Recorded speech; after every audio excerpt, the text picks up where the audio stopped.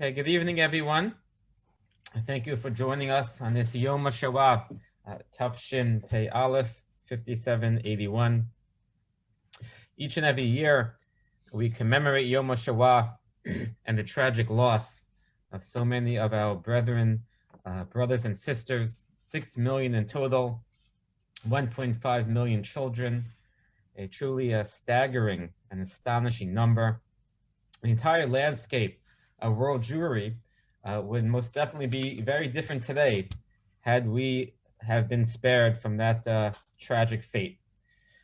But it is what it is, and we have to somehow rebuild. And Yom HaShoah is always a hard and difficult day. And I think this year in particular, during the COVID-19 era, we are granted some new perspectives, some new insights about the day, which perhaps we've not had in the past. Many people for generations have pondered the question, why does anti-Semitism exist? And the different theories that people give, maybe it's because we're living in foreign lands, and people would say, go back to your homeland, to Palestine, and you'll live peacefully there. Our dear member Jack Joseph told me many times that when he was home in Eastern Europe, they would say Jews belong in Palestine. So Jews go back to Palestine, and now the problem is Zionism is the cause of anti-Semitism. Whether maybe it's because of economics, but there have been scenarios and places that disprove that theory. No one ever knows why anti-Semitism exists. It's one of the mysteries of the world. And I think one of the lessons we all learned during COVID-19, which makes our harrowing experience of being persecuted so more acute, is that COVID-19 really taught the world that we're all one. All humanity is one.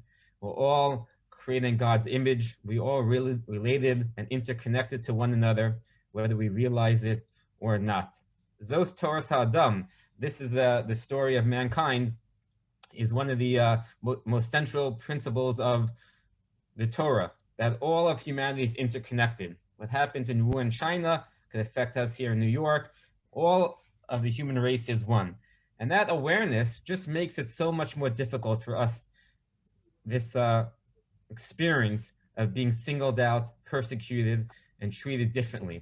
So it's another level of depth, of pain that COVID-19 has taught us as to why we suffer so. What does the world have against us? Aren't we all just one human race? And another insight that perhaps COVID-19 sheds on this 5781 year of Yom HaShoah is that this was most definitely a challenging year for many people, for all of us, on different degrees and different levels. Many people lost loved ones. We all had limited movement, many restrictions, lack of supplies. Remember the shortage of basic needs early on, uncertainty about one's future, one's fate, economic loss. We all suffered in one way or another. But when you really think about it, as difficult as this year was, when you compare it to those tragic years of the Holocaust, there's nothing to compare. The severity of the pain and suffering that our brothers and sisters went through during 4 very long and painful years completely dwarfs anything that we experienced, as challenging as it will be when people look back at 2020, 2021. It is nothing, it's minuscule compared to the pain, suffering, and tragedy that our brothers went through during the Holocaust. And that also gives us a little bit of a new insight this year as to what the Shoah was all about.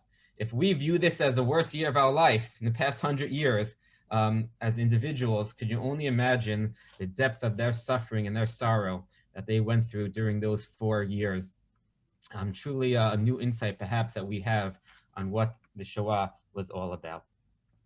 Each and every year we have an elaborate and meaningful program, thank God, at the Fifth Avenue Synagogue with musical renditions and a guest speaker. And it occurred to us this year that the Malovany on Thursday night has been giving very moving and meaningful presentations for throughout the entire period for over a year on tefillah. And we also understand that he has a lot of experience interacting with Holocaust survivors, both in the synagogue and through his world travels. He has roots in Siget. He has conducted countless Yom HaShoah memorials. So it occurred to us that maybe this year Chazan Malovany will be the keynote speaker. We share some words and some recollections and some musical insights as well to honor the fallen, to honor our loved ones, our bubbies and zaydis, brothers and sisters who lost their life for no good reason other than the fact that they were Jewish by definition. So I'd like to call upon Chazan Malovany, who's going to conduct this evening's program, to share words on a variety of topics. It will be followed by a Kol Mali upon the conclusion of the program, and we'll conclude the evening with one recitation of one chapter of Tehillim for hope for a better future, better times for our nation, for the state of Israel, and the entire world. Chazan Malovany. Thank you, Rabbi, very much for the introduction. Thank you for sharing some thoughts. In fact, you already touched upon a couple of items that I intended speaking, but here and there I will try to elaborate. First and foremost, since the Israeli government and the chief rabbinate to be the memorial for the Holocaust was close to Pesach. In fact, at that year in 1943, when there was the uprising of the Warsaw Ghetto, it was on the first night of Pesach, of Passover. And so I decided, and it was at that year, it was the 19th of April. And the 19th of April is also a holy day if we use the general calendar.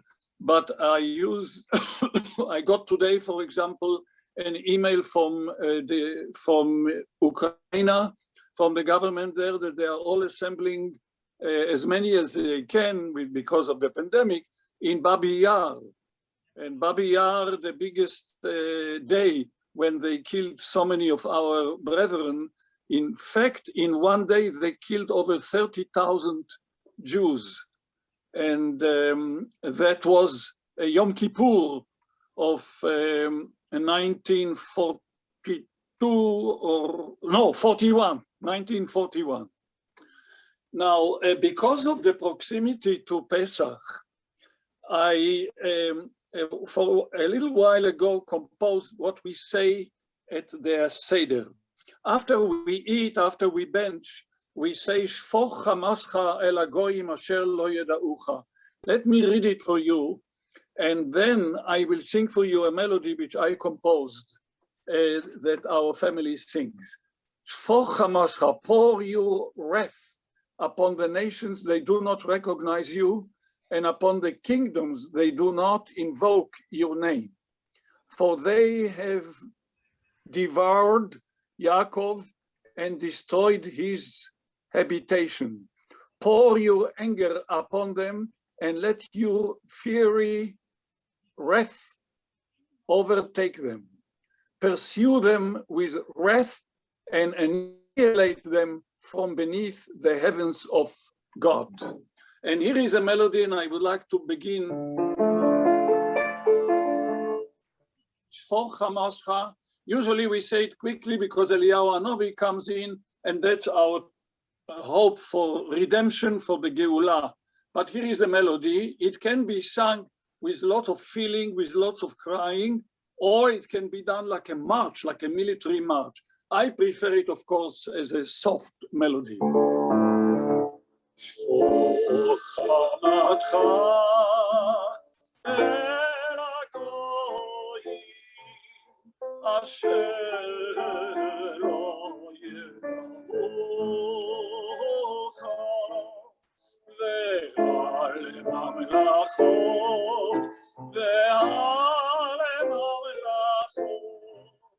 asher b'shimcha lo kara. שפוך חמתך אל הגויים אשר לא ידעוך ועל המלאכות ועל המלאכות אשר בשמך לא קראו כי אחר את יעקב ואת נביאו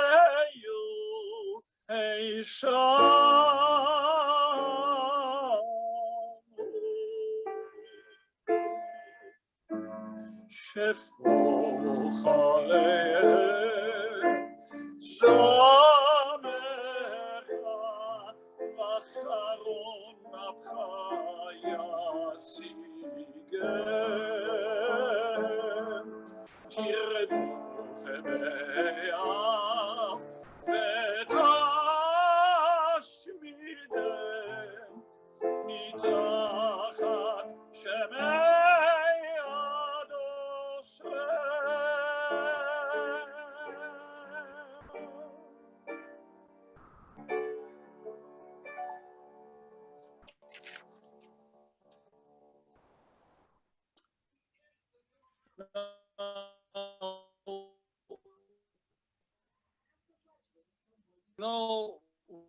the delicious for Tisha B'Av. We always say the lamentation by Rabbi Rosenfeld. We have the Slichos, a book, and we have the Kinos for Tisha B'Av. And he says, Ki shkula Hashoa, ki sreifat beit mikdashenu. The Holocaust ranks equal to the destruction of our house of God. Not everybody agrees to it, but of course we do. It ranks equal to the destruction of our house of God.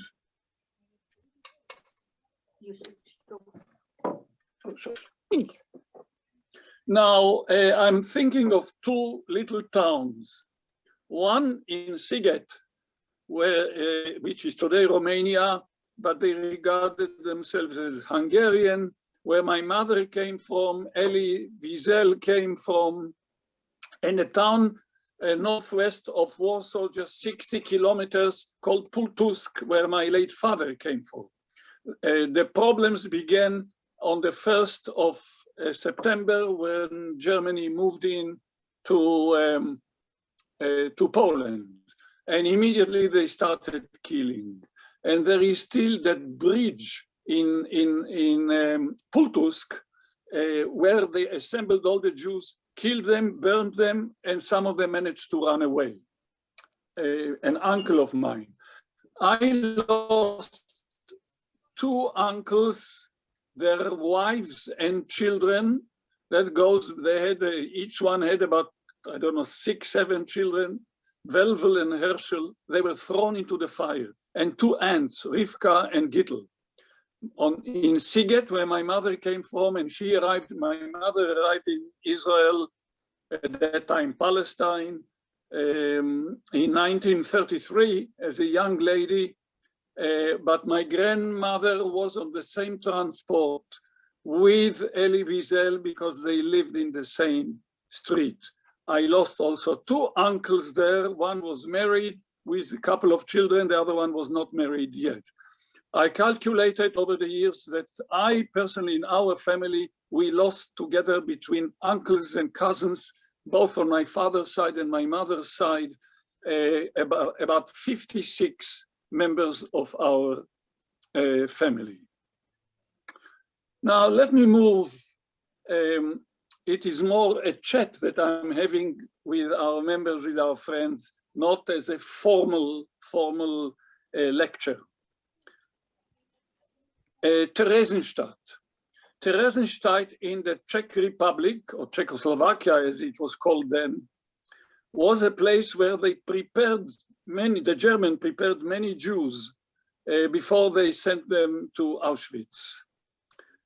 But there they wanted Theresienstadt to be a showpiece, so that international members, maybe the Red Cross or whatever, if they would arrive to inspect, they would see that everything was wonderful. People said they composed music, you know, the conductors and the composers had nothing of their music, and they were told to play. So they sat down on pieces of paper and wrote the scores for memories, symphonies. They created a symphony orchestra.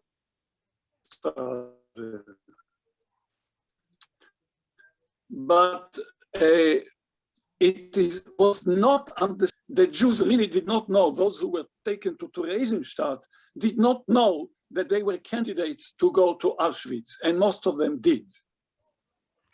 Now, there have been scientific, psychological calculations about the strategy of the Germans vis-a-vis the Jews, the murderous strategy.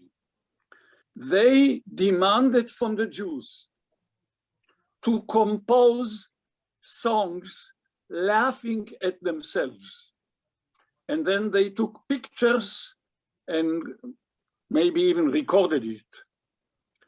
So the Jews sang in Yiddish. Somebody put the words and they said in Yiddish, "Mir will überleben sie." We will outlive them. Avinu shebashamayim. There is another song, Lo mir sich betten, Lo mir sich überbetten. Let us ask forgiveness from each other, but that's between Jews, between themselves. They changed the words and they put it, Mir wollen sie überleben. We will outlive them. When they wanted, the Nazis wanted a show of a Jewish prayer, they said to us, pray for us. So you know what they sang? The Shfoch HaMascha. I don't know what melody they sang. We do not have any melody from that period. But this is from the Haggadah of Pesach. And they composed, and in other ghettos in Poland, for example, the ghetto song, Das Städtele brennt. Es brennt, Städtele, es brennt. Da da da da da da da da da da da da da da. Ja da da da da da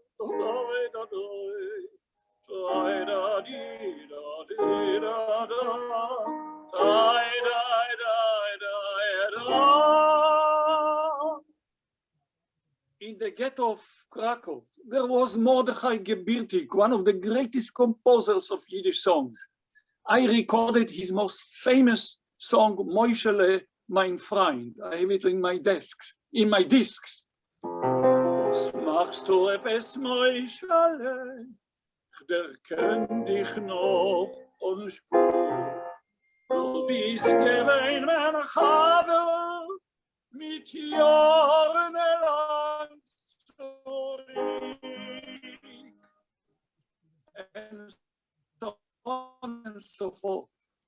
Now there were messengers, Jewish messengers in the camps, who, despite the Nazis, brought culture, including music, to the Jews in the concentration camps. Now, when do we really remember our brethren? Number one, we remember them on a day like today, Yom Hashoa. On Asara B'Tevet, on the 10th day of the month of Tevet, the chief rabbinate of Israel called it also Yom HaKadish HaKlali, the general day for all the Jewish people to say Kaddish for the Shoah. Then we have on Yom Kippur, when we say Yizkor. Shmini Atzeres, when we say Yizkor. The last day of Pesach, Yizkor. Second day of Shavuos, Yizkor. 27th of January is the International Day of Remembrance in the United Nations, and I've sung at the meeting of the General Assembly of the United Nations, the memorial. I have yahrzeit on the second day of Sivan for my grandmother, the same day when Elie Wiesel used to do it. But when he came to shul, of course, I gave him the omed, and he davened. And he said Kaddish, and of course, I said the Kaddish too. And Tisha B'Av also, because many, many lamentations were composed by different people, Rosenfeld, the Bobover Rebbe, and others. Another interesting situation existed at that time. Despite the fact that the Jews did not know what was going to happen, some of them felt that death is imminent. They said in Yiddish, there was some element of optimism. And they said in Yiddish, and let me read it in Yiddish, and I will translate it, of course, to English. Sei freilich, be happy, be happy. Wish up a tear, please wipe a tear from your eyes. Und wein nicht mehr, please don't cry anymore. Ob dein Herz bei dir zerbrochen sein, if your heart is totally broken, no freilich darfst du sein, but you have to be happy. And that kept many people by being happy alive. I had one uncle, another aunt of mine, thank God they survived the Holocaust and they came to live in Israel. Well, soon after the establishment of the state of Israel, he kept himself in concentration camps and then in Siberia by telling jokes all the time, just sitting with people and telling them jokes. You know what happened today in Israel? At 10 o'clock in the morning, the sirens went on, loud and clear all over the country. Whoever was walking stopped and stood for a minute of silence. Whoever was driving, whether it was even on a highway, Tel Aviv to Yerushalayim highway, everybody stopped. They got out of the cars and they had a moment of silence. The Israeli soldiers and the Israeli police, they saluted, and the idea of the salute depends, I don't remember from my days in the army exactly how the saluting is, but I do it like this. They saluted to the Holocaust survivors, and they all screamed and shouted, Atem hagiborim ha'amitiyim. You are the real victors, the real victors.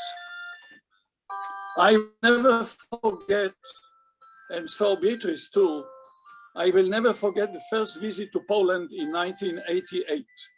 Wherever you walked, you could see the destruction. Because the communists didn't try to eliminate it, they couldn't care less anyhow. I had a story with them in the early years whilst the communists were there, but by 88 they began already to open up. And so we were taking young executives, most of them Wall Street young executives, and we all went to Poland. The Hungarians in Budapest, as a sign of victory, there was a man called Keller, a Jew, Laszlo Keller. The Hungarians call him Lotzi. Laszlo Keller was a Budapest Jew who lived in New York, but then he became the representative of the World Jewish Congress and he drove with in the car or with a chauffeur with the flag of the World Jewish Congress. So everybody thought that must have been, who knows, a minister, ambassador, or whatever. And so that was his nekama. This was his revenge because he did not succeed, unfortunately, in having children, he and his wife. And I became very, very close with him until he passed away. By the way, it's not by the way, I remember when when I was a kid, when it was announced to listen to an announcement from Ben Gurion. And when he came on, he announced that the Israeli Secret Service found Eichmann, Tzorer Yehudim, like Haman, during Purim, or getting towards Purim. Eichmann was caught and brought to Israel. And I remember my father and I went to Yerushalayim. We got tickets because the court, they moved it to a theater because there was not, everybody wanted to be there.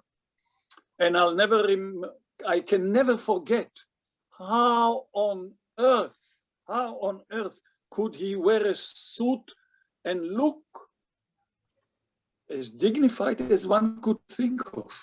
It's just unbelievable. If I would have had a gun, I would shoot him and kill him on the spot. Just, there was no other way. Well, thank God they hung him. Following the Shoah and of course following the communist ruling, I started going to Eastern Europe, giving concerts, but that's a long story and maybe another time there'll be an opportunity for me to talk about it, having been knighted so on, but it's not about me, of course. The Nazis, please listen, the Nazis boasted about 6 million Holocaust victims, but it was a Jew who first cited the figure World Jewish Congress. There were two, Eichmann was proud, boasted about the number 6 million. How on earth could he speak about 6 million and then trying to justify himself when he stood at the court in Yerushalayim? Now, nobody seems to understand what happened in Germany. Hitler was elected democratically to become the Chancellor of Germany. But he developed the idea of destruction as a very oiled machine of destruction. Month after month, country after country, that Germany killed with governments that helped them. Therefore, in the Kel Maleh Rachamim, when I do Germanim HaNazim, the horrible German Nazis, ve'ozrehem, and their accomplices. Now, the Nazis created an anti-Jewish culture. The seeds are planted in a historic Christian anti-Semitism. Germany and the Europeanness. They loved music. The Philharmonic Orchestra of Berlin, conducted by Furtwängler, played Wagner music, which Hitler loved. And those very people killed and murdered. There is an opinion that Furtwängler, when he was trying to be denazified, he tried to say that he saved some members of his orchestra, but there's never been a real confirmation. Now, another point about the concentration camps. Hannah Arendt, who wrote a book about Eichmann in Yerushalayim, claimed that the Judenrat were the Jews who were so-called leaders of the Jewish community or leaders of the Jews in the concentration camp, that they collaborated with the Nazis. And there were sometimes situations where they had to hit Jews. And to say the Jews had any influence, they had no influence. I remember when I was a little boy, and my father after that used to speak about it much later, somebody was walking in a street in Haifa, and he nearly had a heart attack. An old elderly person, maybe not that old, I don't know, I don't even have his name, and he suddenly bumped into another Jew whom he remembered of being the capo. Capo was the Jew who used to hit the Jews, representing them, so to speak, whatever. And he recognized him. He went over to him and he asked him, "You are this, that, and the other?" He said, "Yes." I think they spoke Yiddish. And he hit him until blood came out. In the street, people understood it, and nobody got involved because that was his revenge against the capo. The whole idea of the capos in the concentration camps was controversial, and who knows? Now, I have some questions which I'm not going to attempt to answer, but it gives us something to think about. Number one, did the Jews go like sheep without a shepherd and did not try to do something about it? Did they go to the gas chambers? Number two, where were all the political, the Rabbonim, Rebbes, Hasidim? Where were they? Yes, they gave encouragement in the concentration camps as much as they could. There is an opinion that some of the Rebbes were against going on Aliyah to Israel when it was possible, although the British, when they were having the mandate, did not accept the Jews, only always with certain numbers. Number three, why is it, what is it for us of today not become a religious day? Perhaps the whole nation should be praying and saying kinnis. What happened to the religious leaders of the Jews after the Shoah, after the Holocaust? Where were they to decide that Yom HaShoah is a day of fast, a day of prayer, a day of saying lamentation? Number four, how is it possible that presidents and prime ministers of democratic countries did not stop the stealing of cultural paintings and others from the European Jews? Number five, where was America to stop Hitler? They came in late. Where was Russia to stop him? They could have done it faster, much quicker. Where was England to stop it?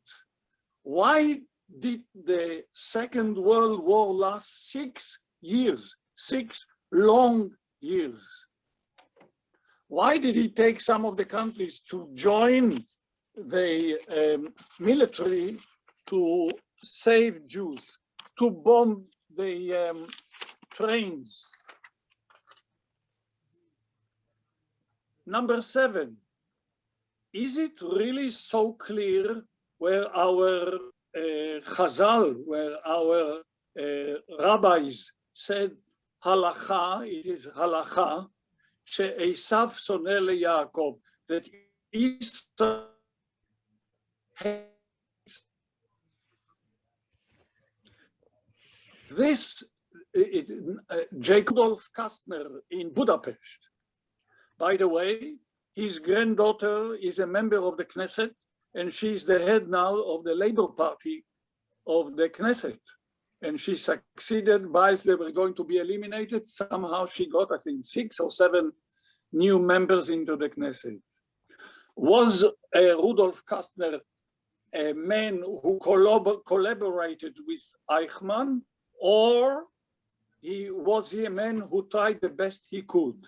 He had a train that he organized, that he sent to Switzerland, and they were well-known Hungarian Jews and members of their families, including religious leaders. What stands behind it?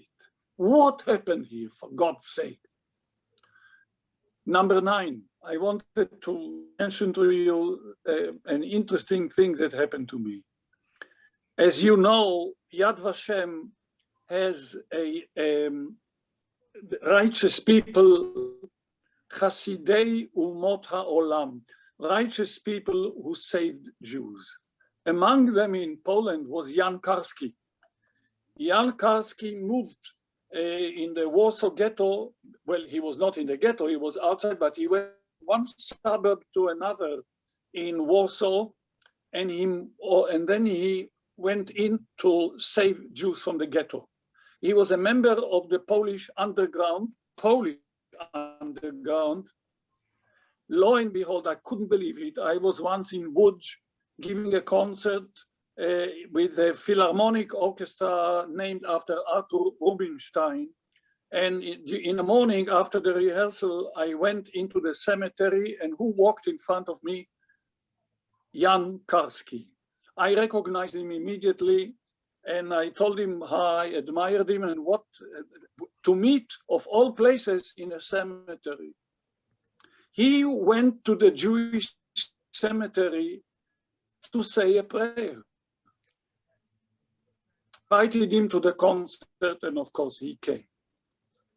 I remember I sang arias from oratorios and operas on Jewish themes, cantorial songs in Hebrew and Yiddish.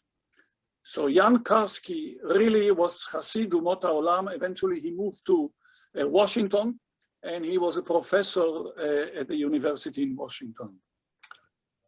Number 10, how was it possible that a few years the Germans succeeded in fooling the world and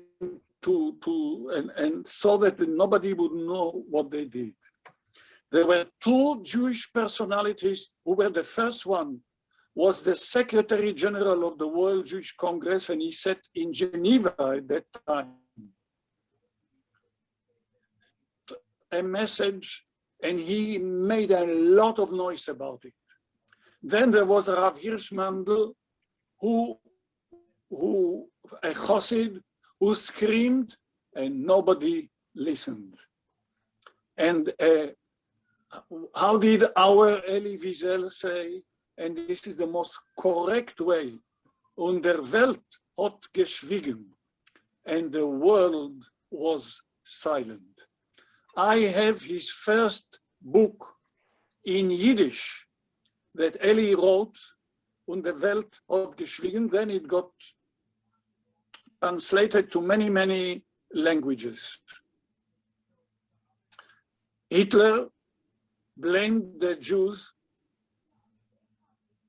that they were part of some kind of troops of Bolsheviks and Jews to destroy Germany and to move all the European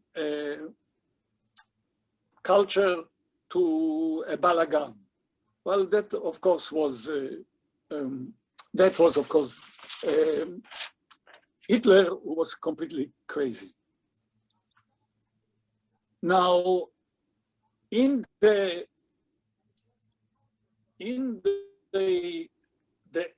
end of the lamentation that Rabbi Rosenfeld in England wrote, he says, Tarim karneinu, v'tachish geulatenu bimhera v'yameinu. Raise our power and hasten our redemption. Speedily in our days, the desert shall rejoice, and let Israel, our state, blossom like a rose. Oh, bless us with the blessing of and our three forefathers, Abraham, Isaac, and Jacob, our patriarchs. I'd like to tell you a little story. One of the leaders of the Warsaw Ghetto, uprising on the 19th of April 1943 was Marek Edelman. There were many leaders, outstanding, Mordechai Anilevich,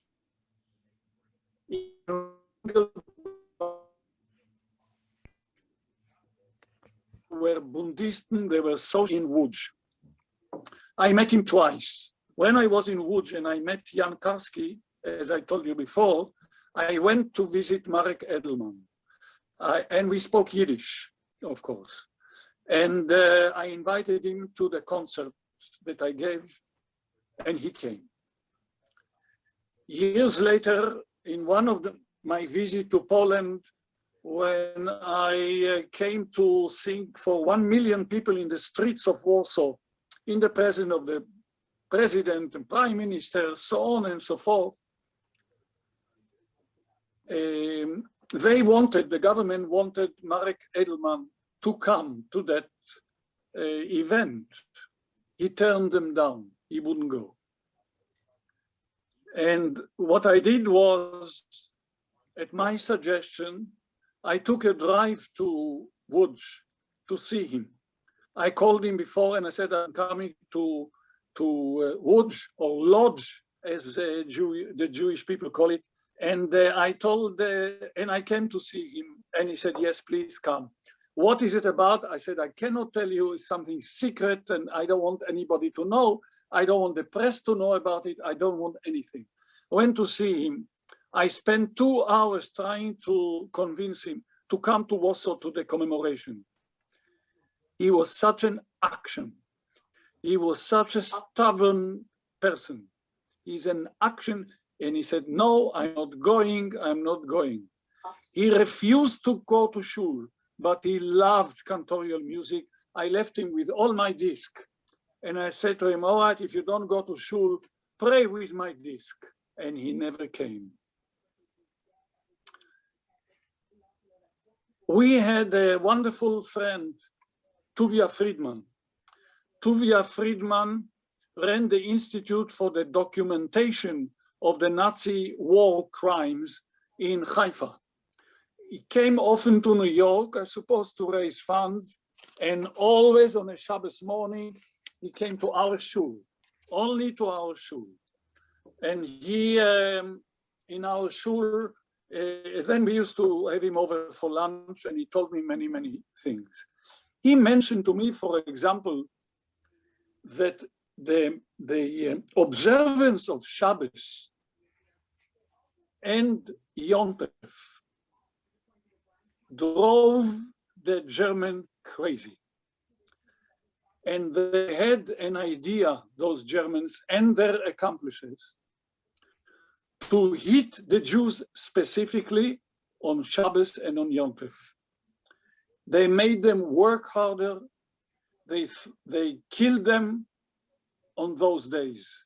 So always on Erev Shabbos, on the eve of Shabbos and on the eve of Yom Tov, the Jews worried so much. What kind of tzores, what kind of trouble are we going to have this Shabbos or this Yom Tov? Will there be quiet days? This bitter experience taught them that their worry or their worries was justified. And the screaming of the Jews who were taken to be sacrifices screamed all the way to heaven. They had a little bit of bread. They managed to even bake sometimes, because at night the Germans were sitting in their tents or buildings or whatever it is, and listened to music and had good dinners, and the Jews had nothing. This last Seder, both Zdarim, I explained to my grandson Naftali about the Seder, of course, which he knows from school. I spent a lot of time talking about the uprising of the Warsaw Ghetto that happened on the night of the Seder. I told him that I was in the town in Poland of Jedwabne. In Jedwabne, according to all historians, it was the Polacks who killed 1,200 Jews and burned them. And when President Aleksander Kwaśniewski of Poland, modern president, when he decided to go and ask for forgiveness from the Jews, called me and he asked me to come and to go with him. And so I went and I was with him. Can I have the book there, Shosh? Which one? There is a book there. And I was with him. I would like to read for you, one second, a couple of things that was happening. And Beatrice is just giving me the book. I left it near my desk. And here I'm standing in front of it. Now, 186. It's a book that was printed soon after the Holocaust. And of course, it's unavailable. I managed to get it. I want to read for you something which is so important. The Rabbonim composed it in Bergen-Belsen concentration camp. And here is the prayer. Listen to me. לפני אכילת חמץ יאמר בכוונת הלב. Just before eating chametz in the concentration camp.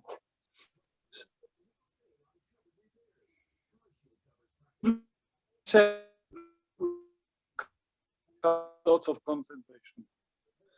Avinu shebashamayim, our Father, that sheretzonenu la'asot retzoncha, that our will is to do what you expect of us. Velachog et Chag HaPesach, and to celebrate Pesach with eating matzah, and to forbid ourselves from touching, owning, and eating chametz. Af al zot, but our hearts are broken for suffering. And we are in a sakanat nefashot. We are in a danger. But we are ready to fulfill your mitzvah that says v'chai bahem. We have to make sure that we live. Velo sheyamut bahem, and not that he should die by them. And there is a warning that God gave us. Hizaher lecha ushmor nafshecha meod. Be careful and guard your soul very much. Ve'al ken, and therefore, tfilatenu, our prayer to you, shetechayenu v'tekaimenu, u'tekaimenu, that you keep us alive, v'tigalenu bimhera, and redeem us quickly, lishmor chukecha, to observe your laws, and to do what you require us to do, ule'ovdecha belevav shalem, and to serve you with full heart. Amen ve'amen. And that's what the Rabbonim composed in the concentration camp. I think that I would like to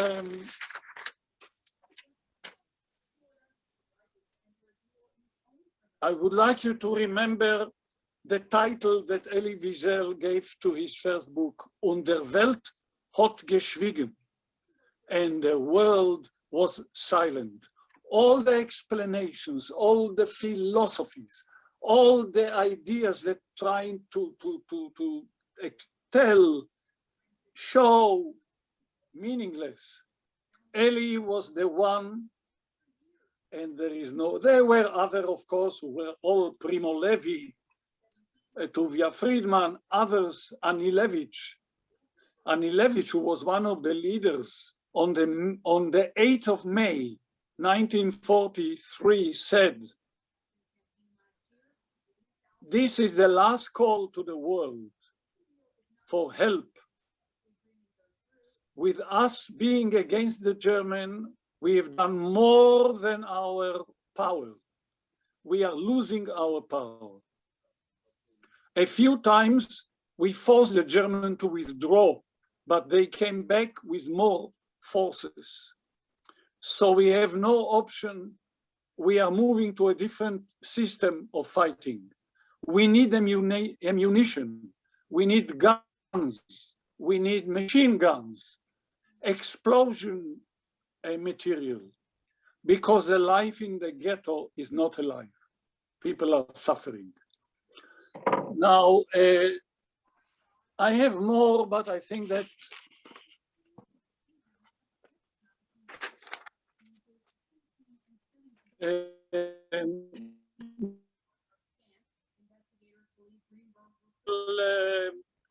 at another time, and it will appear also in my book. So I think I will conclude with a Kelma Lerachamim for the Shoah. Give me 1 second.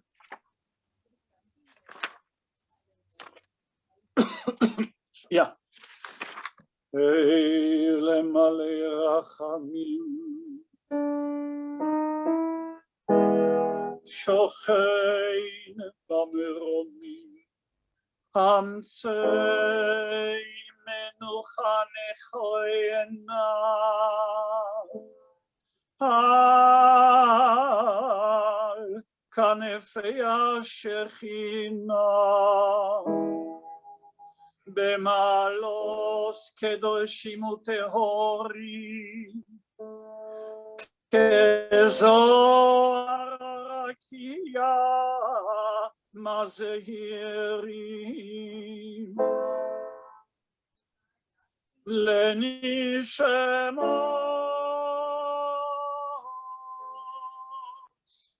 6 מיליוני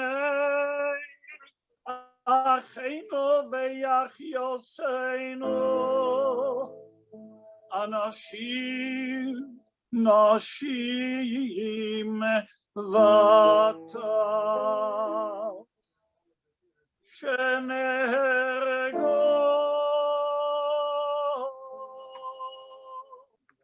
ושנשחטו ונשרפו ושנטבעו ושנחנקו,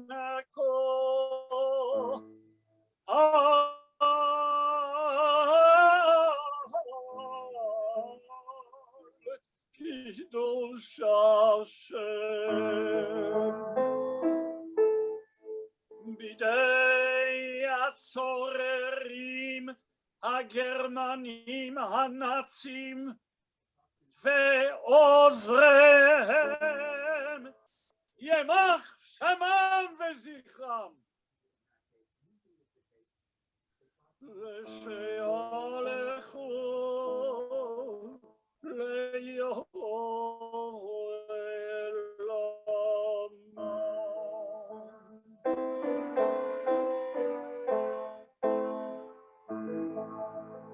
בעבור שכל עם ישראל מתפללים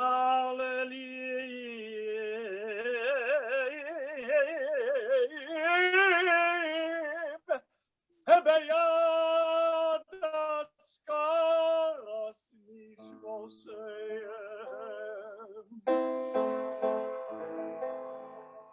בגן עדן תהא מנוחה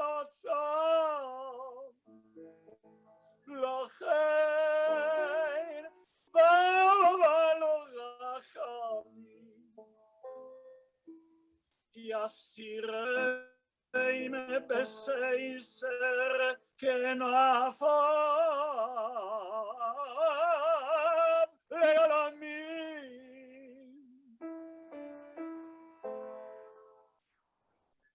ויצרור בצרור החיים אס נשמותיהם אדוני או נחלתו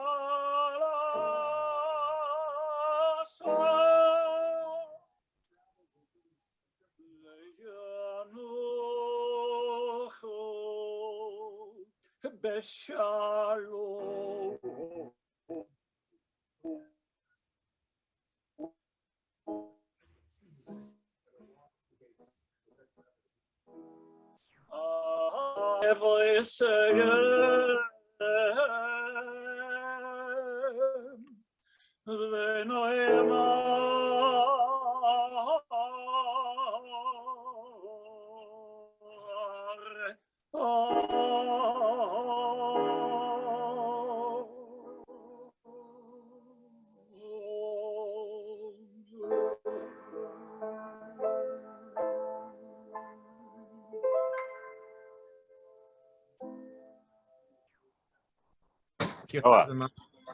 Thank you, Chaz Malovany, for your remarks. As always, you provide very meaningful and unique observations. You've been doing so at the Fifth Avenue Synagogue for so many years. And please God, only health and happiness. We hope and pray that the suffering of our people, and of course the world at large, will soon come to an end. We know that prayer is one of the mechanisms that were provided by the Almighty to hopefully influence our future for better days to come. The world right now currently is in a state of difficulty, although there are rays of hope, please God, coming in the future. Jewish people, as always, are always in a state of peril. So we're going to conclude by reciting one chapter of Tehillim, the safety and welfare of our brothers and sisters in the land of Israel, the whole Jewry, and the world at large. Please recite along with me. Shir Hamalos. Prasicha Adonai. Adonai Shema B'Koli. Hiena Oznecha. L'kol Tachtonai. Im Avanos Hiena Oznecha l'kol Tachtonai. Yamod. Ki Imcha Hasicha. Man Tivarei. Kivis Adonai. Kivisan Nafshi. Vidvaro. Nafshi L'Adonai. Shomrim Laboker. Yichel Yisrael Adonai. Kim Adonai Chesed. Yedeimo Fidus. Dus. Huye. Yisrael. Well, Mikol. You know that the month of Nisan is a month of redemption, the month of Geula. It's a month of unexpected reversals of fortune, no matter what the odds are. And we hope and pray that next year, this time of the year, the joy and the celebration that of the ultimate redemption of our people and the entire world will clearly outshadow and trump the pain that we have of all the suffering in our past. We wish everyone a Shabbat Shalom, and please God, only happy tidings for our community and the world and the state of Israel. Amen. Amen, amen. Thank you very much. Next year, לשנה הבאה בירושלים. Shana haba b'Yerushalayim. Chazan, have a request for Shana haba b'Yerushalayim from Howard. לשנה הבאה בירושלים הבנויה. לשנה הבאה בירושלים. לשנה הבאה ירושלים הבנויה.